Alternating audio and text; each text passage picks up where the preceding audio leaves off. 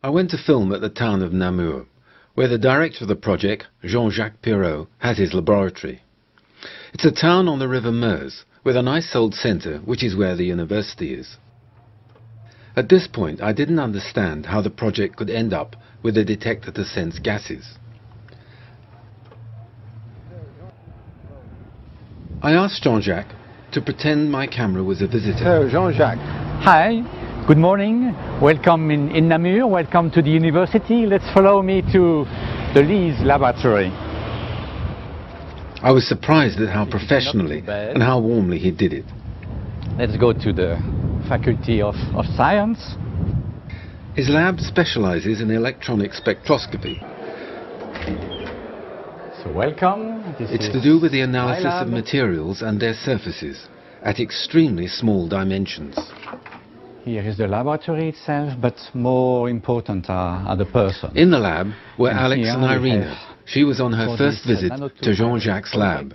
Irina, coming from France, formerly from Spain, and then Alex, who is my PhD student. This project is right at the beginning, just about to begin. What would be success at the end of it in 3 years' time? Oh, to say it in a few words, it's quite difficult because we have a lot of deliverables to produce, about 40 of them, but the success for the European Commission would be to reach our major goal, which is to design, build, and have operative new gas sensors. This will be based on a new technology, metal nanoclusters dispersed on the carbon nanotube, and this should be a world premiere with sensors of very high sensitivity. Alex showed me a pot of carbon nanotubes and how he attached a few of them to this extremely fine grid that later he would put into an electron microscope.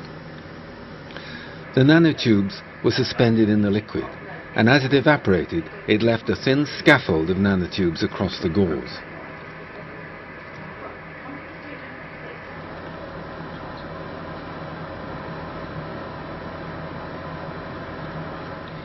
Then he took them to his vacuum machine, in which he would get a few atoms of metal to grow on them as small clusters.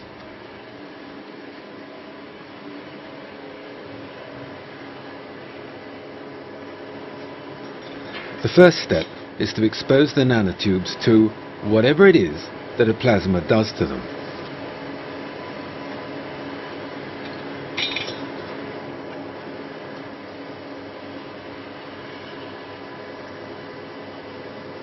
I wasn't particularly interested in the plasma. I thought they were drawing it to my attention because as a cameraman I'd like the pretty color. A wire here. It can be either a gold wire, a silver wire. So what metal we want to evaporate on the nanotubes. So it's very simple. So we use this evaporation cell and we put it in this chamber so that we can have the plasma treatment and the evaporation, the metal evaporation in the same chamber. So it's really easy to produce like this the nano2hybrids.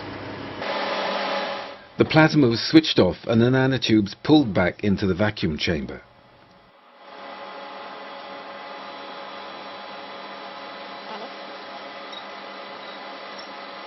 The wire then is made red hot. I suppose if we could see them, the metal atoms would be flying around in there like angry bees. Some settling onto the nanotubes, stuck onto the little gauze mesh. The next part of the experiment is to look and see what happened. For that, the gauze plus nanotubes plus metal clusters goes into an electron microscope.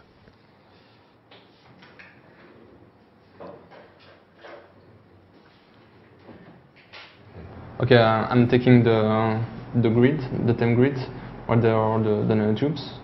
Then I put it on the sample holder that will go on inside the microscope. That's it. The magnification is about 100,000 times. Here in the center. So you have a grid with hole. So the black points that you see on it, it's silver nanoparticles that are on the top of the nanotube. And what are they? What are they? What are these black dots? It's silver nanoparticles. I see. Silver nanoparticles. And you can see that here the scale is 100 nanometer. So this means that maybe the diameter of the nanotubes is something like 20, 30 nanometer. And the nanoparticle, or maybe like 5 nanometer of diameter. Is this a good result, this one?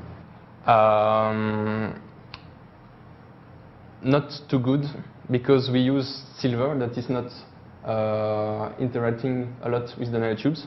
So what we will do, we will try to see what happens when we treat the nanotube with an oxygen plasma or with other gases. I can't see how what happens on a nanotube could be relayed to any kind of instrument that would allow you to know that the gas was there. Yeah. I don't have a sensor here. I have another kind of sensor which has been designed for, well, this is a biosensor. But the sensor will be about this side, 1 square centimeter, a glass substrate with a silicon layer and a carbon nanotube fitted onto it, and the resistivity or conductivity of the carbon nanotube layer will change depending on gas absorption. So simple electrical measurement will monitor resistivity change, so absorption of gases. So this will be a gas detection unit. Oh, tell me what kind of person you are. Are you married? What do your parents do? I'm a person that don't like to talk too much about him, but my father is a doctor, my mother is a housewife. What I like to travel. This is nice because it's nice to do science when you like to travel, because you travel a lot. I like photography. I like to do sport. We have a football team here in the university, so it's nice we can do. My father was a teacher in a small village in the very south of Belgium. And my parents were good enough to allow me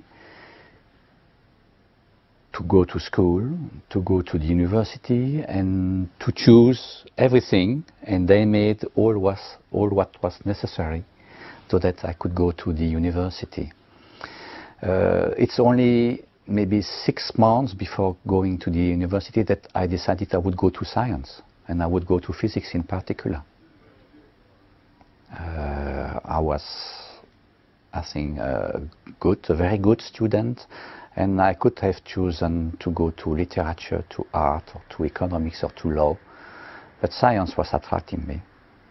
I remember that I read someday a book by Fermi, Enrico Fermi, on nuclear physics, and I said, that was maybe the year before to go to university, and I said to myself, I will do that. I will study nuclear physics. I studied nuclear physics, but I never worked in nuclear physics. I have been on another way. What's the attraction of science? What was the attraction of science? I think this is almost for every physicist, because if you ask to a physicist why he went to study physics, he or she is answering, I would like to understand what is around me. I would like to understand. Are you married? Do you have children? And how do you as a family occupy your time outside science? I am married, yes. I have 3 children and 1 daughter and 2 boys. The daughter is now 32 or 33 years old, and she followed my track. She studied astrophysics, and now she is working south of France in the observatory of Nice.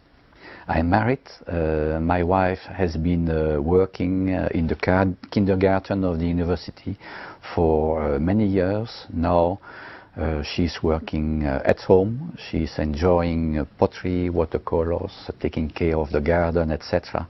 And she is extremely patient with me because I go to work very early in the morning, I come back late in the evening, and I'm traveling a lot. Really a lot. So, well, she's very patient. Sometimes something is exploding at home, but my wife is very patient.